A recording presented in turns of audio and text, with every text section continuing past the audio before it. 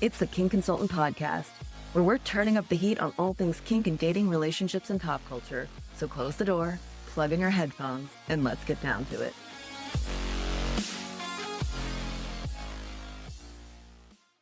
Hello, and welcome to this week's episode of the Kink Consultant Podcast. Today, I am joined by Connell Barrett, a dating coach for men. I was lucky enough to be on his podcast last year, How to Get a Girlfriend, and it's been a long time coming, but I am delighted to welcome you here today.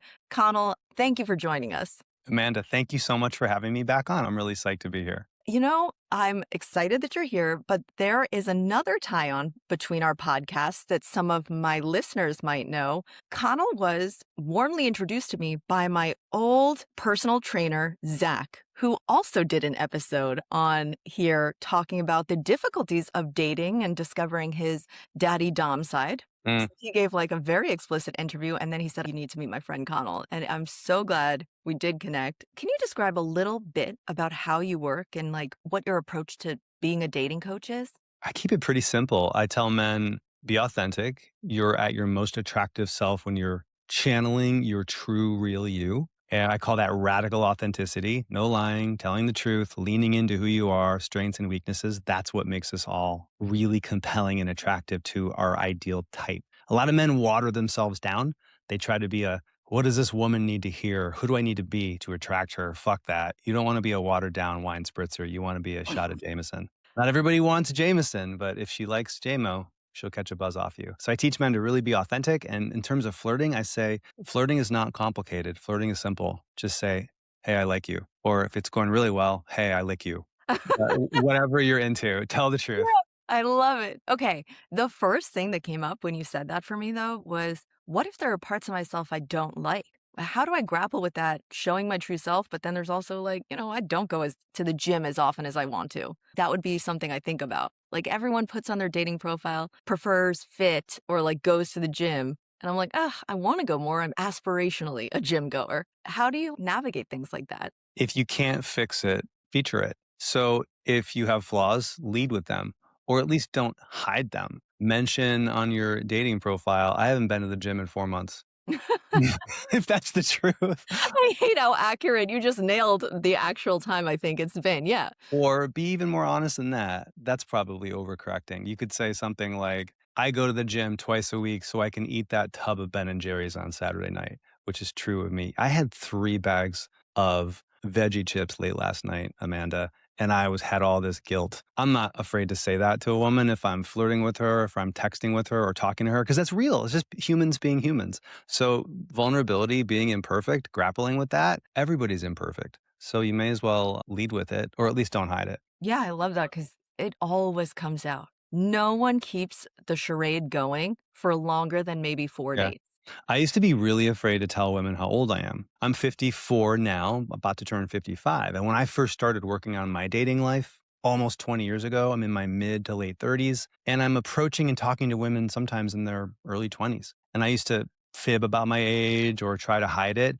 And it was once I started leaning into it, I realized that not only did women not care, they liked that I didn't care about telling them my age. So I remember I approached one woman. She said, how old are you? And I said, how old do you think I am? She said, I don't know, 35. And at the time I was probably 42, 43. And I said, oh, no, I'm way older. I'm a dirty old man. And then I said, I think I used to babysit you. You were so naughty. You never went to bed when I told you to. And it became a really funny, flirty interaction, all because I leaned into the truth. My point is, there's nothing for you to fix. There's nothing broken in a guy who's struggling with dating. It's just that we're all works in progress. So there's nothing to fix. But this idea that we're all imperfect, if you feel like there's something imperfect, don't try to hide it. I love that. That was also extremely kinky, like nonchalantly, that little flirtation. Yeah, I have a little kink side that can come out. I love it. Okay, so I have to tell you that it's so funny that like men do lie about their age. And I remember when I was dating on the apps, that was something that would really disappoint me. Here's what would happen. They would tell me their age, we would continue talking, and then they'd talk about all of their success. And I have a little bit of competitiveness in me, right? And I would feel lesser because I'm like, oh, they're already there at 40 and I'm not here at 32. Like, I'm not even close to that. And then I'd find out they were 50. And it was the betrayal and then the way it made me feel about myself that really bothered me almost more than the lie about the age.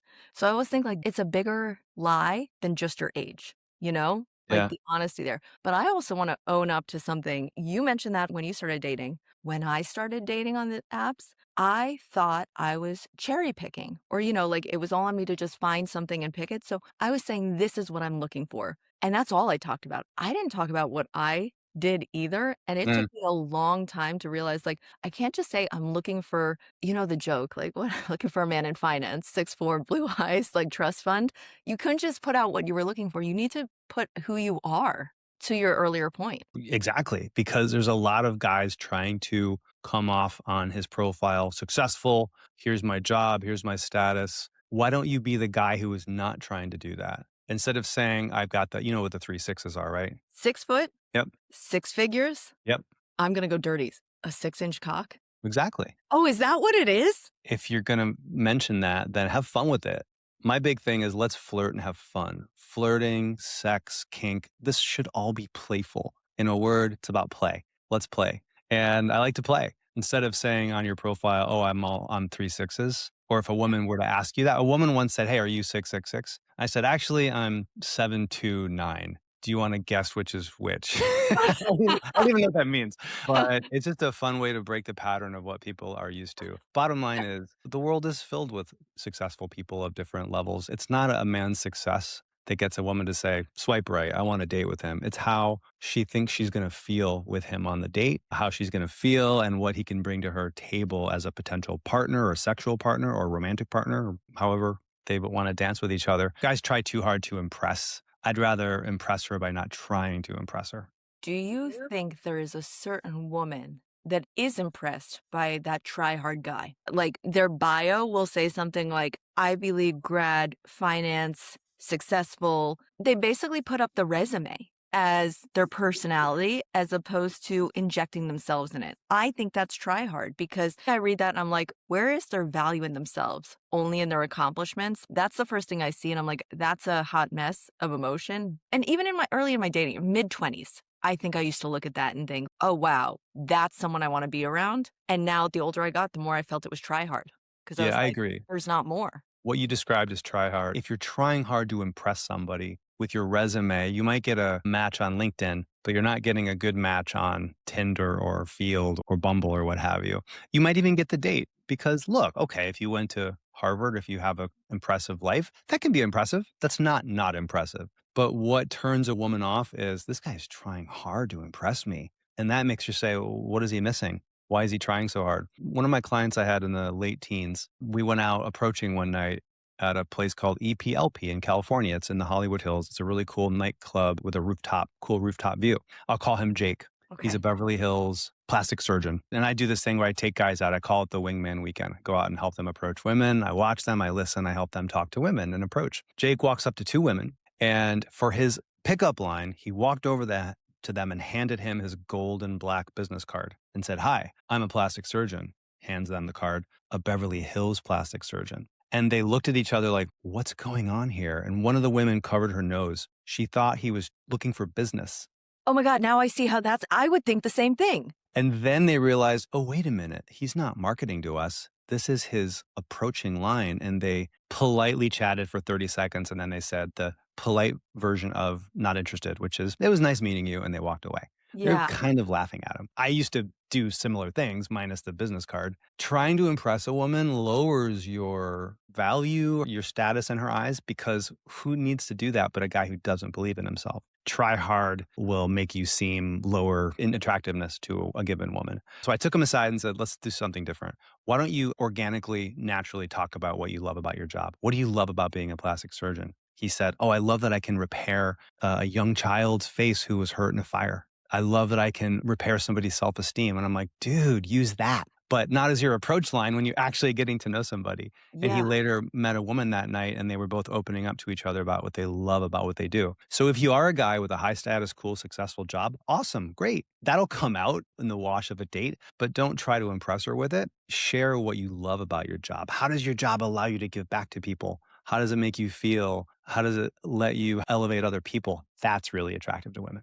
You're, like, triggering some really terrible dates I've been on with your Oh, no. examples. You're giving such solid examples. When you mentioned plastic surgeons, I can't speak for all plastic surgeons, but as my listeners know, I used to be a professional dominatrix in a New York City dungeon, and it was widely known that the worst clients were plastic surgeons. So, when you started with plastic surgeon, I was a little wary, but then you saved the story with the fact that, like, he did have a heart and something he loved about his job. Well, his business card approach pickup line was coming from a place of insecurity. It comes from the biggest enemy that men face in dating, which is self doubt. Feeling that I guess I'm probably not enough for a really wonderful woman. So I've got to make up for that with a cool line or success or conveying my value or pretending to be an alpha male. So yeah, Jake's problem was not he's not enough. His problem was he believed it at the time and thought like, "Oh, I need to make up for it by my status, my money, my what have you." What's really interesting, though, is the type of client I think who has that and goes to the dungeon versus the type of client who goes to you probably has that same core wound of self-worth and not feeling like they have control of it or they have it, but they act out in different ways. The way it Mm. presents is a little different. That's what I took from that, my experience versus your description there. Well, we all have different, let's call them sub-identities that make Mhm. up our overarching personality. You know, there's Amanda, the kink consultant, Amanda, the former dominatrix, Amanda, the partner, if you're in a romantic relationship, Amanda, the podcast host. There's different versions of all of us and that show up in different parts of our lives. And in dating, I talk about this in my book, The Lower Self. The lower self shows up in dating and says, well, what if I'm just not enough? What if I'm not a really great catch? Well, I'm afraid I don't want to get rejected for being not enough. So I'll try to make up for it in other ways. And trying to make up for it in other ways actually makes it even worse because you try hard. You try to impress them with status or money or what have you, instead of truly getting in touch with what I call the higher self, which is that awesome, badass, present, authentic, confident, kick ass Mhm. version of yourself who comes out in areas. He probably comes out in his work, comes Yeah. out in sports or certain people.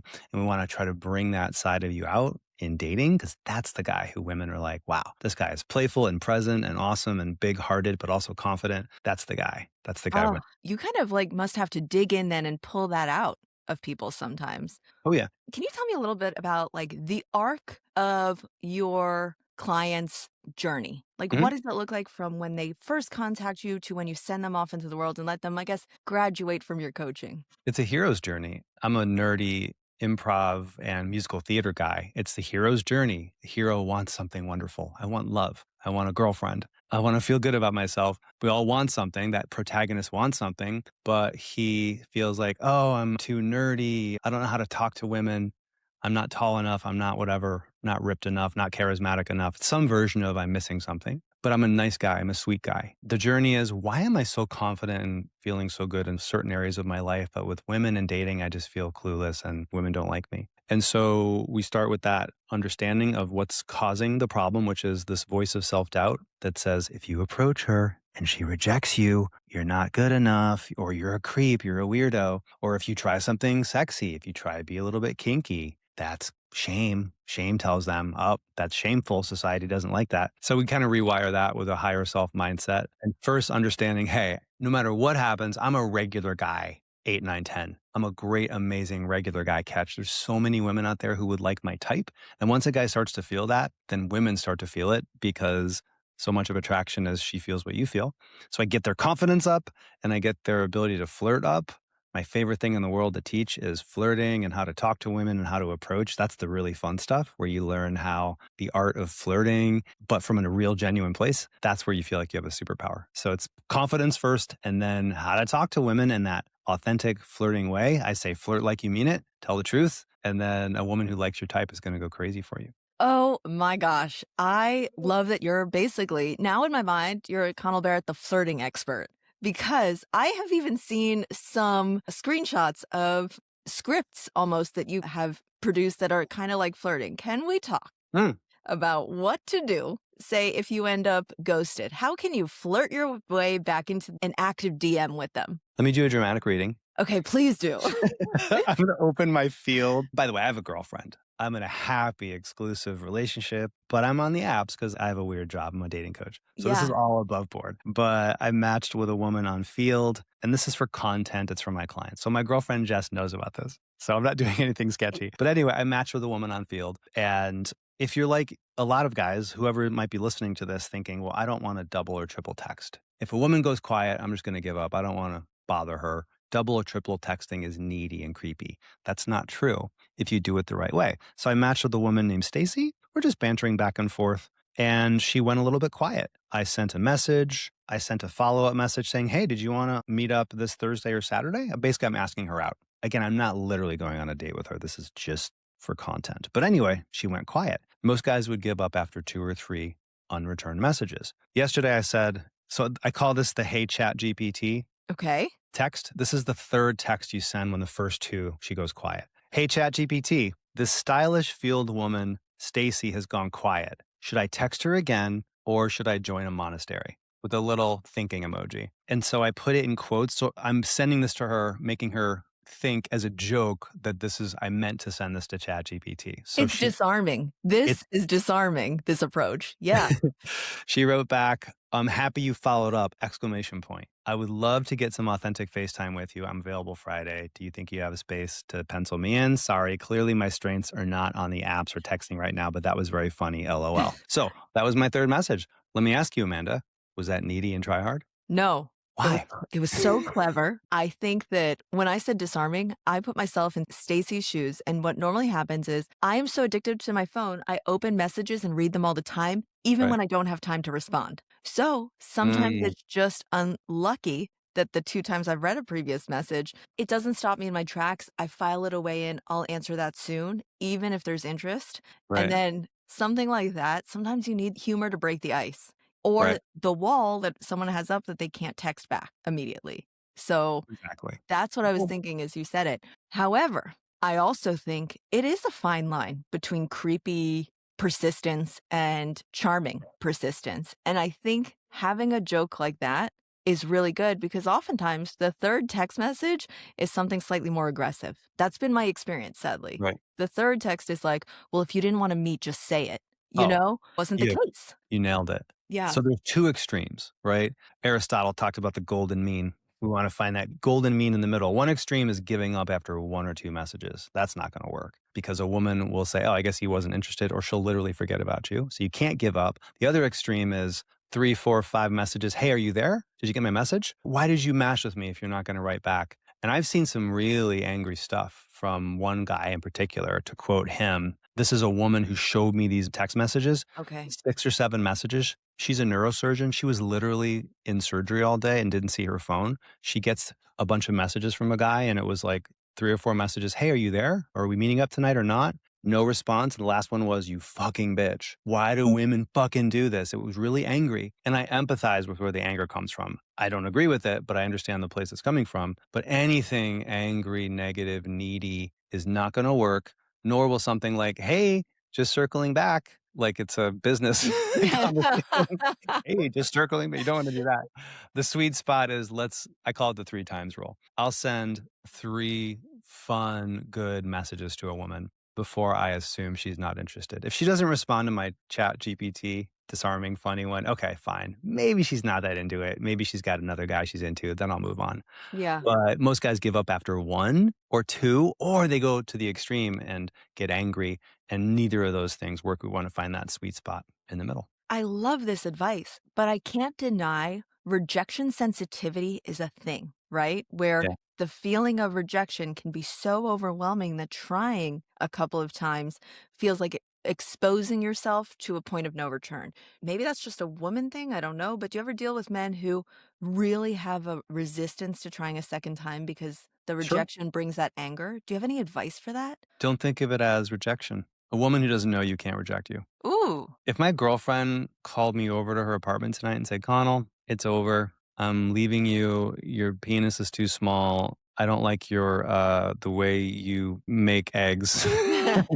It's over. Okay, that's rejection. If a woman doesn't respond to a text, that's not rejection. You gotta think about how many messages a woman gets on dating apps. It could just be that she didn't see your messages or she glanced quickly, but then she ran off to the gym, ran off to yoga, and didn't get a chance to respond. So you need to remind yourself, I gotta stay at the top of her queue a little bit. That's just a little bit of a numbers game here, but I literally do not define rejection. Nobody who has never even met me has permission to reject me. Because That's it's the way I not look true at it. rejection. Exactly, it's not rejection. Is it rejection if you ask the person at the brunch place if they have a table for you and they say, "No, we're busy right now"? Do you say, "Oh, well, I guess I'm not worthy of brunch"? No, you No, say, never. "Oh, restaurant's too busy. Damn it. Go somewhere else." Why would you take that personally? Don't take unreturned message personally as well. The 3 times rule is what I call it. I highly recommend anybody listening to this keep it in mind. Send 3 good text messages. I can't tell you how many women have sent me messages like Stacy. I had one woman who wrote me back and she wrote verbatim, "Oh, hey, thanks for following up. I just wanted to see how persistent you are. How about drinks on Friday?" She's Okay. basically saying, because every other guy either gives up or creeps me out in that sweet spot in the middle. So 3 or 4 at the most, and then move on. I like that, but I do have to say from where I'm sitting, if that was one of my girlfriends, I would say, "Stop playing games." I would say, if this person actually interested you, why were you waiting to see how hard they'd try? I feel that's a recipe for not finding love, personally. I'd love your opinion on that. I love games. I like tic-tac-toe, I like improv games. I don't think of it as manipulation game playing. I Okay. think of it as, hey, a woman, especially a conventionally attractive, dateable, single, great catch woman, she's gonna have options. She might not have time to get back to you. If she is literally screening you to see if you're persistent, more power to her. She wants to find a great man who doesn't give up. Maybe that's what that one woman was saying to me. That's not all women. That was just that one woman in particular. I don't blame her. So I don't think of it as game playing in any kind of a toxic way. I just say these are the rules of dating and may as well accept it instead of being Homer Simpson's dad, yelling Yeah, at the yelling at clouds. the Like, sky. I love the empathy you bring to it. I admit, I think I have slightly less empathy in this because I'm not a dating coach. I talk to people in relationships mostly. mm, But for me, it upsets me to see my friends. I think I'm talking more about my friends, sort of like, so we'll see, we'll see. And I know they're seeking connection, but it's for people they really want to hear from and they keep putting them through the test. That's where I'm like, just let it go, you know? yeah, But that's not always the dating app advice.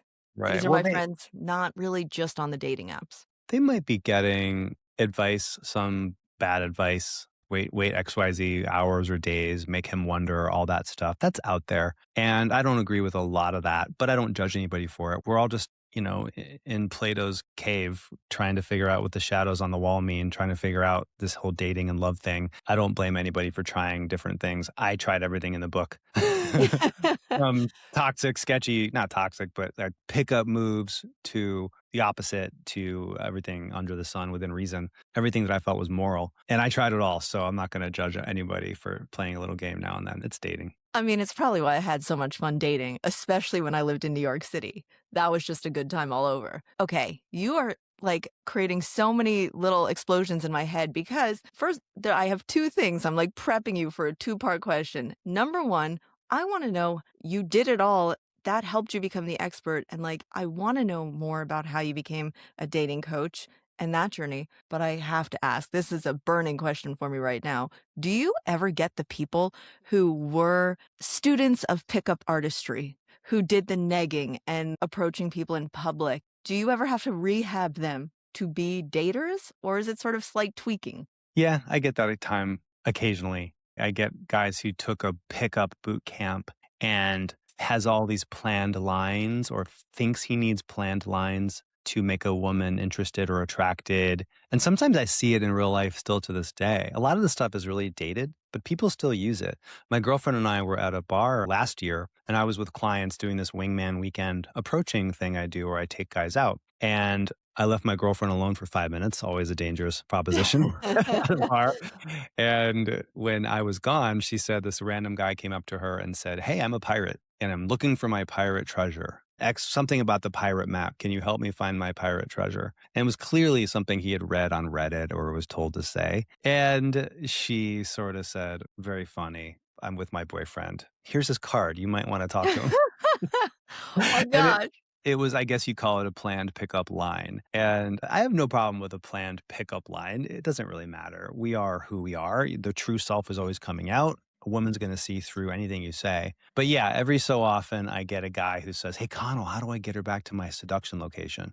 I'm like, "You mean, how do you invite her over to your home?" Invite her over to your home. That's a word I haven't even heard. And like, props to your girlfriend for being a strong business wing woman to Yeah. be like, you might need this. I'm looking around for my business cards. I just need to send her out into the world looking all cute and just have guys approach her poorly and say, "Here's my boyfriend's card."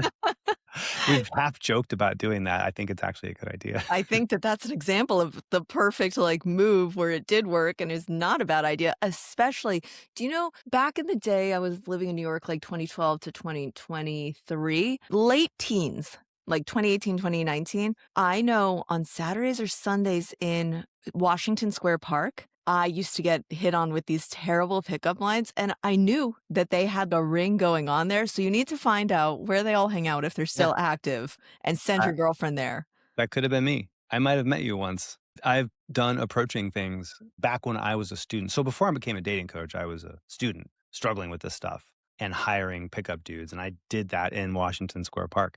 Do you remember the worst pickup line or a memorable pickup line you heard back No, then? I literally don't remember, but I'm trying to think. There's always the comment about your smile, but like a joke about it being slightly uneven or something. There Yeah. was something like that. And I remember where I was standing. I remember it was a feature of my smile that I get complimented on my smile a lot. That's just a fact. Okay. So it wasn't rare for someone to compliment my smile. What was rare for him to say that. And then there was some negative twist that I think my mind has allowed me to purge from memory.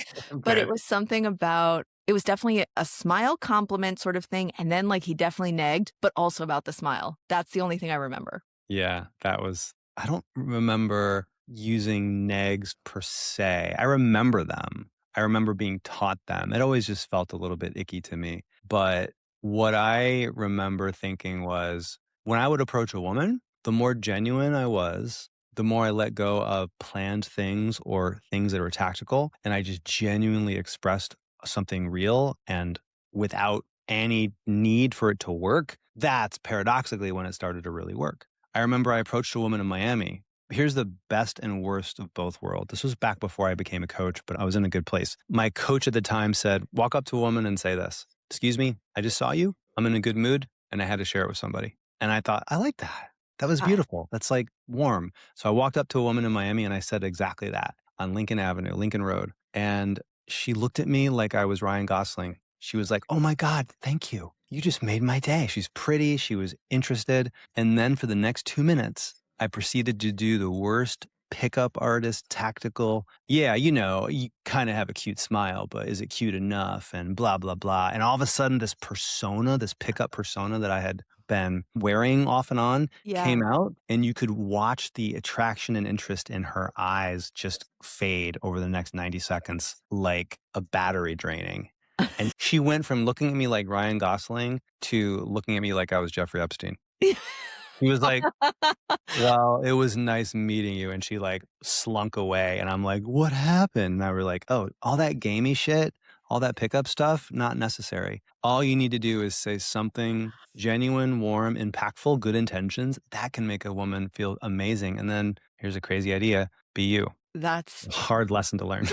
so novel. What's really funny about it is when you were reenacting it, first of all, yeah, that opening line feels like a rainbow, or a ray of sunshine coming in. That's exactly its purpose. What's so funny is when you were reenacting the next 90 seconds, I could feel how inauthentic that was to who you are Yeah. because everything else you've said on this podcast Yeah. before, you just feel how different it is. And Yeah. it's so devoid of your empathy and warmth, the Yeah. natural version of you. It was a great lesson. Either you win or you learn. And that was an important moment of like, okay, I screwed up that approach, but boy, did I learn a powerful lesson that helped me so many other times. Was And that a having it, turning point? it was a turning point. It was a huge turning point where I said, oh, I've got way too much pickup content in my head and not nearly enough presence and just talk to that woman. And I realized the big aha moment I had was you need enough quote game. It's a word I hate, but you need enough game to just start the conversation and get her paying attention to you. Yeah. Once you have that, let go of all the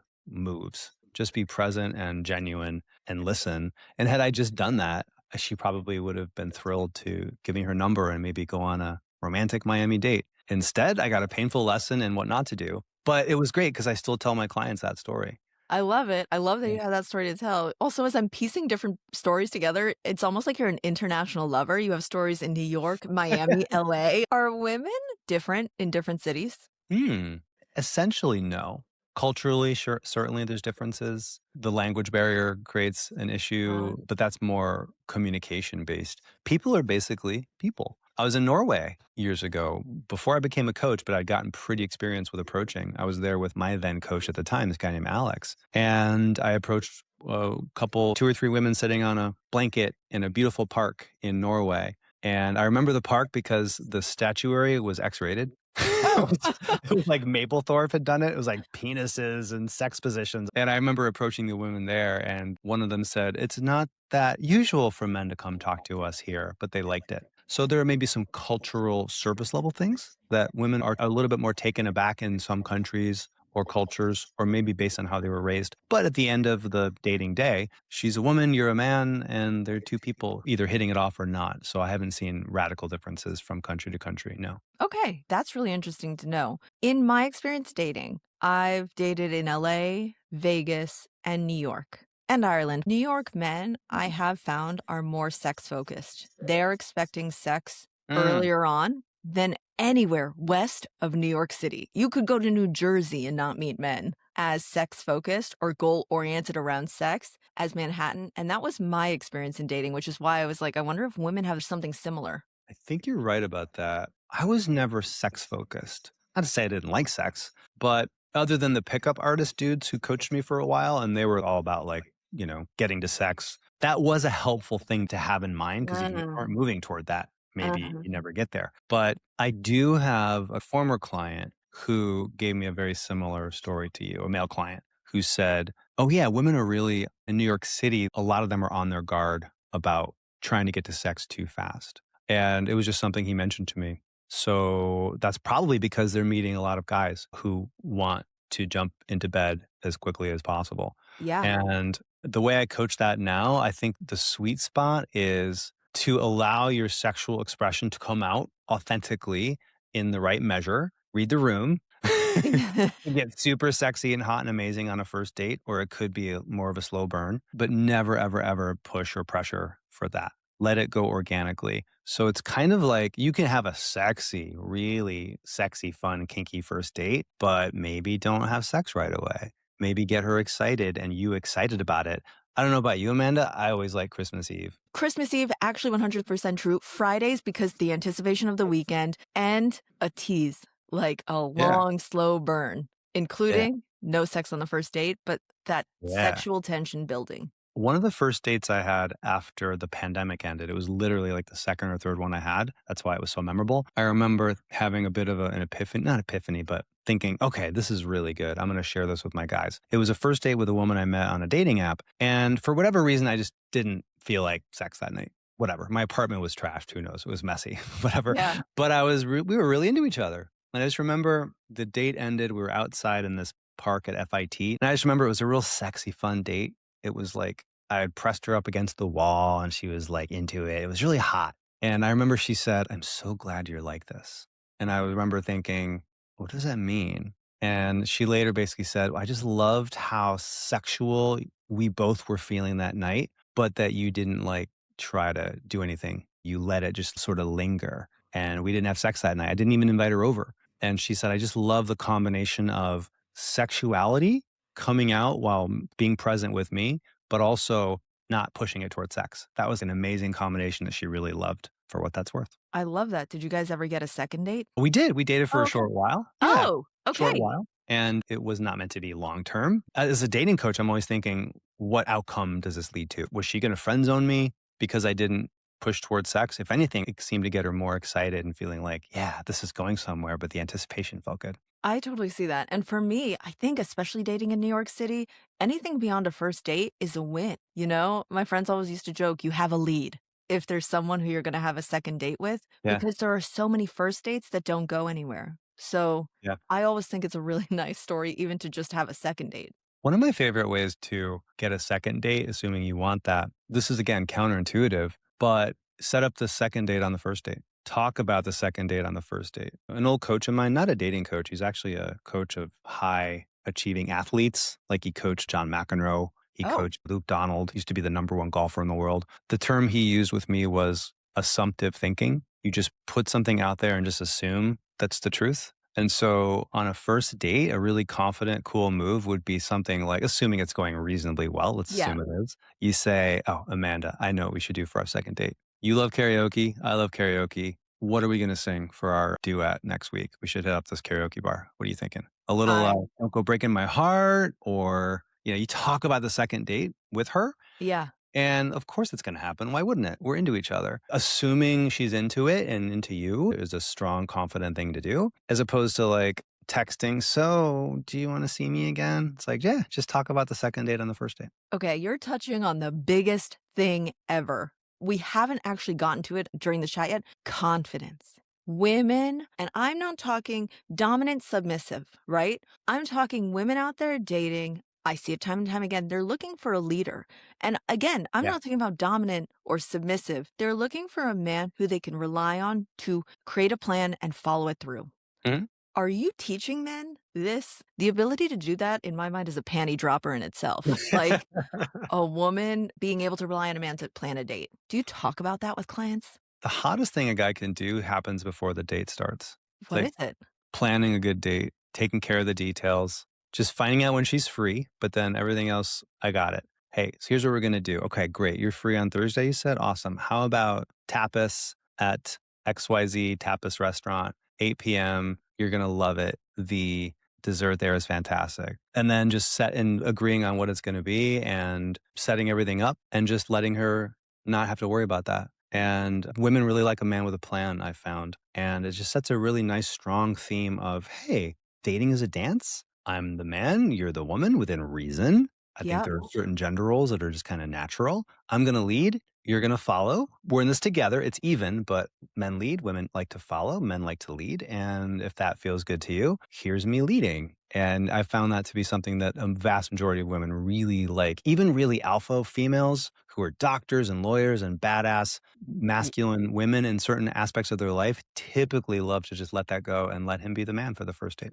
I could not agree more. While you are not a kink coach, like a direct kink coach, I know that you help people who have kink interests. I am going to say this. Even if a submissive man is looking for a woman, that's the role he needs to play. And Mm, to your point, there are just some gender roles that, for the majority of people, and of course, we're not painting 100% with the right. same brush, but the majority of people will fall into. And this is something my kink friends and I discuss when trying to break down the role of a male dom versus a male sub, and how both of those roles should be opening the door for me. So there are just some roles, as controversial as it may be, that a man should be filling, especially in the dating stage. And whether you're dom or sub, I'm putting this little caveat on, being the date planner, that puts you ahead of everybody else. That is what I've seen, whether I'm talking to my women friends who are doms or subs, they're looking for that. So you can never undervalue how important that is. It's so simple too. You just have to understand, oh, okay, I'll be the man who leads. Use the word let's, L-E-T apostrophe S. Hey, I have an idea, Amanda. Let's do XYZ this weekend. And if you agree to the idea, great. I'll plan something fun for us. 8 p.m. Saturday night it is. I'll see you at XYZ spot. Does that work for you? We would ask you to Yeah. sign off on it, of course. And that's just so attractive to so many women. So yeah, with her collaboration, but you leading it, you want to choose the what, the when, the where, and even leading the conversation on a good date to places that can lead a good date. So men are always leading that first date from start to finish. Again, you want to watch how she's feeling. You don't want to be some weird like, oh, well, I'm the dominant man. I'm going to say and do, and she's going to follow. I don't mean it like that. I mean it with a real positive, win-win, collaborative vibe. And that's sort of how we dance, right? Yeah. I lead, she follows, but I'm noticing how our bodies are moving together. It's very much the same in dating. And once again, you use the magic word. This truly is simple.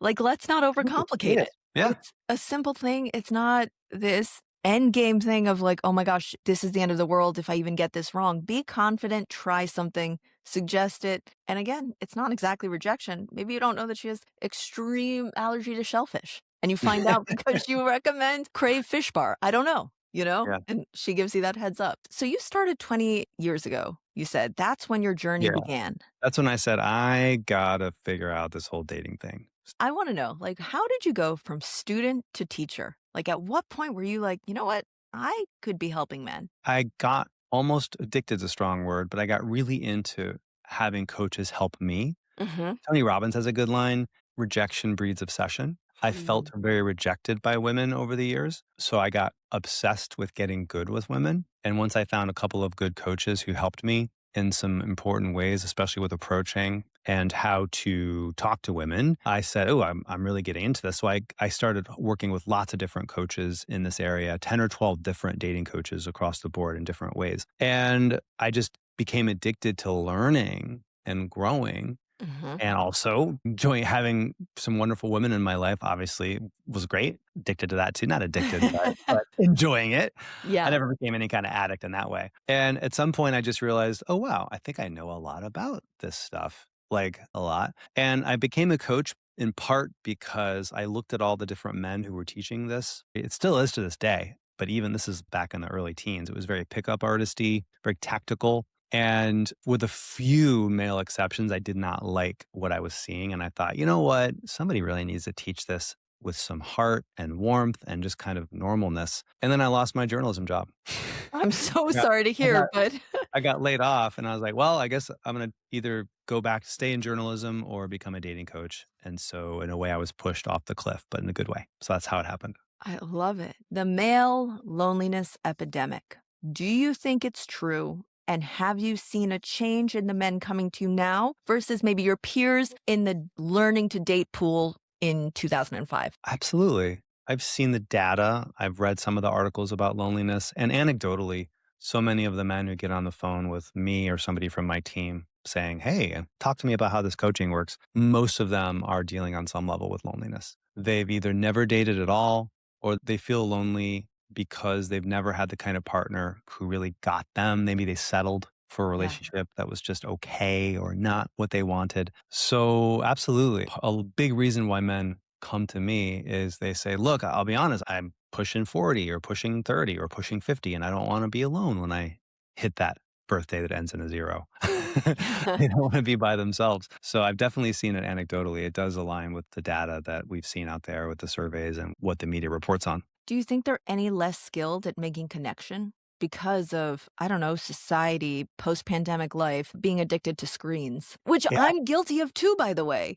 Let me tell you about Terry, a guy named Terry, not his real name. Okay. Terry gets on the phone with me early last year. And Terry, I'm saying, Terry, what's not working in your dating life? What are you struggling with? And he said, well, all I do is play video games. I don't know how to talk to anybody. And he didn't use these exact words, but he basically said, I'm dating a doll. Okay. And I said, can you elaborate on that? And he's really into anime and he had a physical doll. And he said, my only like connection is with this doll. I take it to Central Park and we just sit there. And my heart was sort of breaking for him. I have no problem with the guy who's into anime or dolls or anything, whatever floats your boat. But this was a young man who clearly wanted a girlfriend, love from a person, Yeah. not from an object. And that is a young man who was struggling with something that is absolutely because of this world of screens and low levels of almost artificial connection that we can get from screens or video games or a doll, as opposed to higher level human connection. Yeah. And I'm happy to report about 3 months later, Terry was with his first female girlfriend. No more dolls in his life, at least not for the purpose of substituting real connection. I wonder if they're still friends, he and the doll. I don't know. I think those dolls were very expensive, Connell. I do not think you just get rid of them. I hope they're still friends, but Yeah. I'm glad to say Terry has a real female girlfriend. But no, that was an extreme example of something that I think we're seeing now more than ever, which is that screens, low level artificial connection, we absorb that. And then all of a sudden, before you know, you're almost 30, you're almost 40, and you've never had a real, vulnerable, emotionally connected relationship with somebody, or at least not somebody that the kind of person you've wanted to be with. And I love how you definitely were not kink shaming, but sometimes you see it and you feel it when someone wants a deeper, real connection and they want something and they're just finding a way to fill the gap just for a little bit Yeah. until they find it. How do you push people to go beyond their comfort zone? Are there certain clients you push towards dating apps versus in person events? Do you take a tailored approach to each person, or is there some blanket things that could work for any of our listeners right now? The biggest reason men hire me is they want help meeting women in real life, Okay. approaching, talking to them in real life. So it's 2026, obviously. I've never seen fewer men approach women in 2026 than before. And I've been dating since 2005, and I'm an old dude. I remember what life was like in the 80s and 90s, a little bit about dating and socially, and people met in the real world. I would say that maybe, I don't have data on this, but I would say the number of men who approach women in real life, single men, would be, I don't know, less than 5% because everybody's on the apps or social media or getting fixed up. But mainly it's because of dating apps. And most of the men who do approach women either need to use liquid courage or they need some kind of canned pickup line, like the guy who walked up to my girlfriend with the whole pirate thing or the weird smile thing that you heard that time. Yeah. So the number of men who actually walk up to women with genuine, normal vulnerability like humans, it's probably less than 1%. And so right now, in a strange way, now is the best time ever to go approach a woman because it just doesn't happen. At least not in a classy, normal way. Guys don't know how to do it. The thing that I push men to do more than anything, if they want to do this, is let's go meet women in the real world, like we've been doing for 100,000 years as Oh, Homo so sapien. true. Like, that's Yeah. how we're all here. The reason we're all here is Yeah. because someone walked up to someone in person Right. and hit on them Yeah. or And connected with them. yeah, exactly. And I can hear that guy in your audience saying, I don't know, Connell, isn't it weird to just walk up to a random woman? Well, what's weirder? Walking up to a woman as a man and speaking as two humans, or grabbing this long cylinder rectangular thing out of your pocket and swiping until you find the right duck face photo of an attractive woman who has the right bikini photo and you hit a heart. What's more human and normal? I think the former is the way we've been doing it for hundreds, thousands of years. It's just that in the last 20 years, because of Tinder, the Tinder era, and social media, and Me Too, many men have learned the wrong lessons that this is not okay. And I can't speak for you, Amanda, but I can speak for a lot of my clients. And as a dating coach, it is more than okay to walk up to a woman you don't know and say hello and try to have a conversation with good intentions, especially if you do it the right way with good intentions. To me, Totally. there's nothing more normal and healthy than that for a single guy. I couldn't agree more. And I'm so glad you pointed it out that like men feel it's weird. I also know, as you were saying, I was like, I think there are going to be women in my comments saying, like, ugh, no, I don't want a man interrupting me at the gym or like when I'm with my friends. But I think there is a right and wrong way to do it. Mhm. So, do you have any advice? And I still would highly recommend if anyone is struggling with dating right now, contact Connell because you've written a book, which we will link to in the show notes. How long have you been doing this full time now? 14 years. 14 years full time.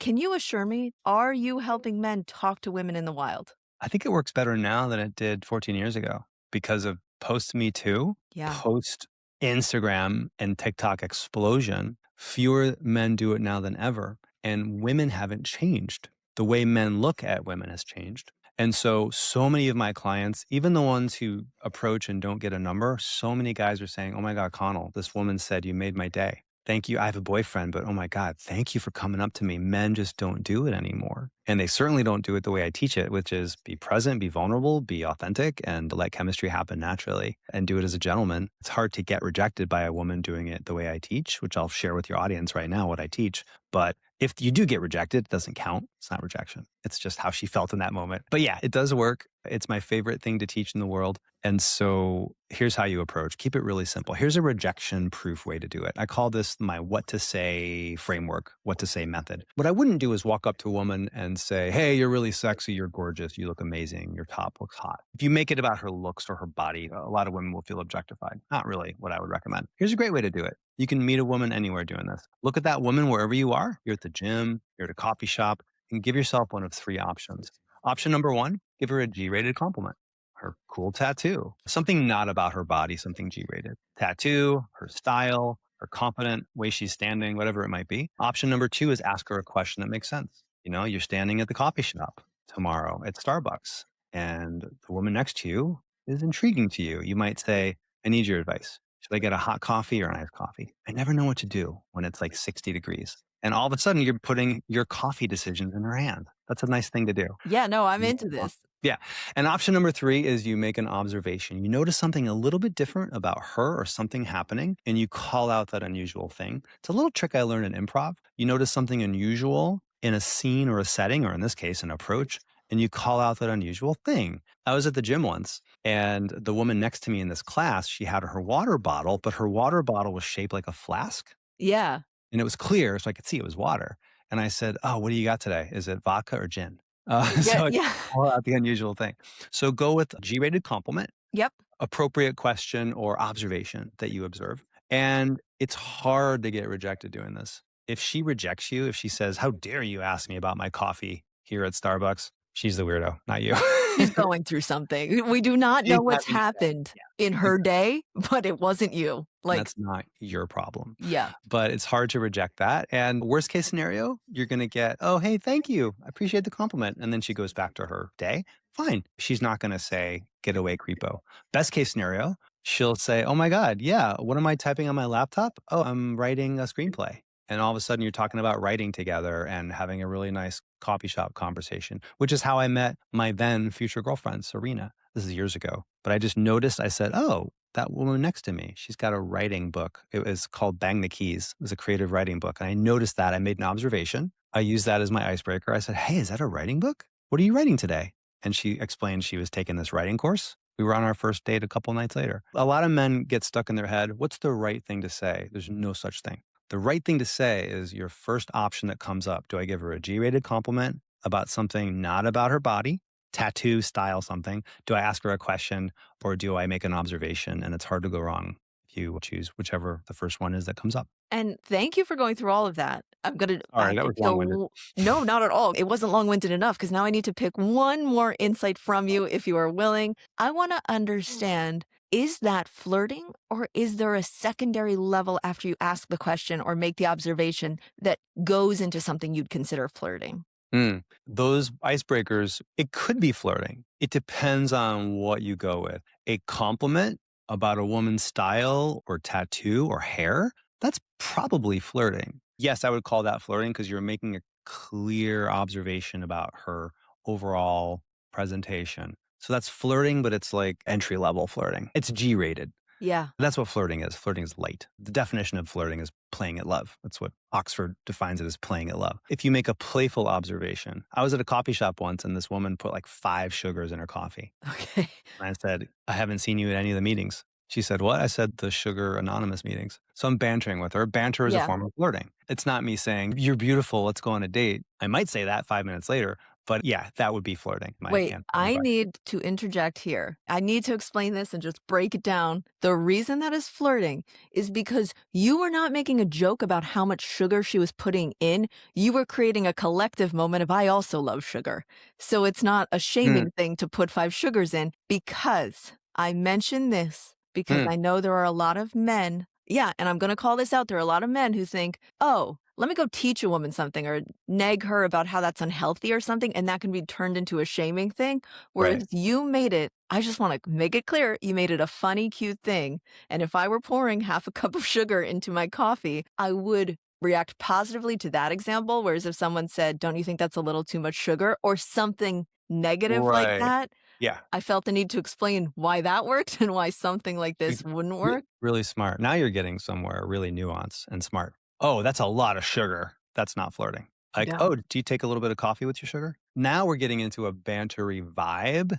So much of it is intention and vibe. If my intention is to teach and to nag, that's unattractive. It's not really flirting. He's trying, but failing. Yeah. If the intention is, "I wanna make her smile," it all comes down to, "I want to make her day or night better than when she met me or than before she met me." We may or may not date, but this idea of, "What do I have to say to not get rejected?" That's a losing proposition. If you say, "What can I say that might make her smile, might make me feel like I'm giving a warm little moment to somebody?" Not only does that feel so much better and it blasts all the fear out because you're focused on giving, not your ego. Yeah. It also works way better than some kind of like teaching moment. So it's a big win win. Yeah. Oh, thanks for going down that path with me because I was like, I want to make this Well, crystal clear. my next book is all about flirting. So it's deeply seated in my brain right now. I'm writing it right now. You're writing a second book. All right. Yeah. So, Connell, your first book is Dating Sucks, You Don't. Hmm? I think that is an apt title because that is how many of us feel about dating.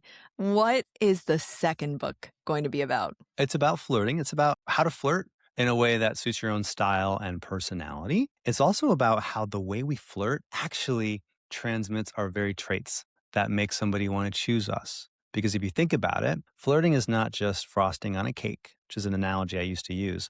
Flirting helps you to make the other person want to get the whole cake.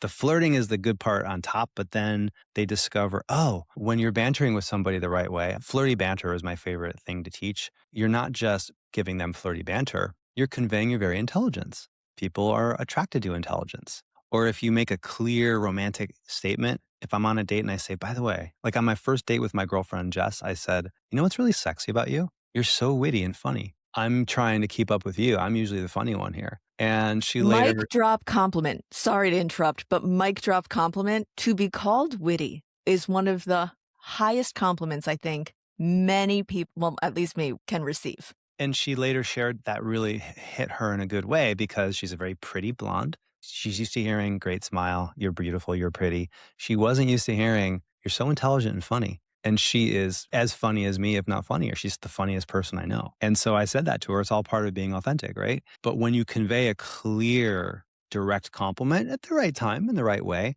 you're not just giving them the compliment. You're saying to that person, I'm a man who tells the truth, who calls it like it is. And that's a really attractive trait to a lot of women. So anyway, my point, the book is about how flirting itself, it's not just icing on the cake. It shows how delicious the entire cake will be. Because a woman never leaves a first date saying, wow, that guy is great at flirting. I want to make him my boyfriend. What she says is, oh my God, he's so intelligent. He's funny. We really click. There's just something about him. And the something about him is that she sees the whole thing. The flirting is the tip of the iceberg, Yes. but it tells her about the whole iceberg. And it also helps you feel seen as the woman. Yeah. If there's something you like about yourself and that's called out and they notice it, feeling seen is a huge part of connection. Yeah, and that's one of the elemental ways we want to learn to flirt is saying to her, I see you, or at least I think I see you. And if you see what she sees, you've got two people who are really emotionally connecting. Okay, I got to tell you, I don't know if this book is only going to be geared towards single or dating Oh, people.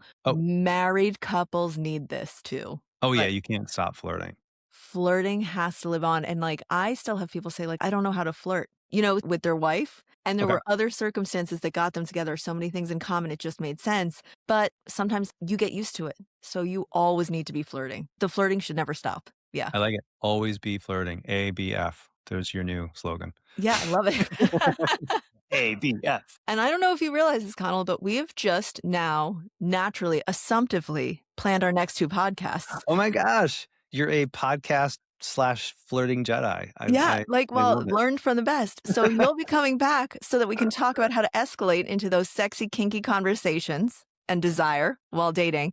And then Let's the do third it. one has to be when the next book comes out. Sounds great. I'm in. I'm all in. All right. So in the meantime, Connell, where can we find you? Two places. My website's called datingtransformation.com. If a gentleman wanted to book a free call to talk about how my coaching worked, that's how he could do it. I'm doing a lot on Instagram. It's at Dating Transformation on Instagram. I put out 2 or 3 things a day on Instagram, and I'm really having a great time and getting some good conversations going there. So at Dating Transformation on Instagram or datingtransformation.com. And my home address is, no, never mind. I won't say Well, that. listen, I was about to say, like, maybe you need to be a social media coach. How are you putting out that much content a day? I walk around a lot here in New York City. I always have my phone with me, and Mm-hmm. I'm literally just thinking, oh, that's a good tip. Or that's what I just gave Charlie that worked great on his date. Let me tell that story online. Don't get me wrong, it's time consuming, but I'm having fun. I'm doing 2 or 3 a day. Something to aspire to. All right, Yeah, Connell, it has that's why been it took me a while to respond to your DMs. no, which is actually totally fair. I know, like, I just live on Instagram. Like I said, addicted to one specific app on my phone, Instagram. Forget to even go to the messaging app where I had your phone number. So I'm so glad we made this work. So everyone, I'm going to tell you, keep an eye out for an episode that Connell and I will be doing together on his podcast, How to Get a Girlfriend. And Connell will be back here soon. We have so much more to learn. If you enjoyed this episode, don't forget to subscribe, leave a review, and share it with anyone who might find it interesting. And if you have any questions or topics you'd like me to cover in future episodes, feel free to reach out. Email info@thekingconsultant.com. Until next time, keep on kinking on.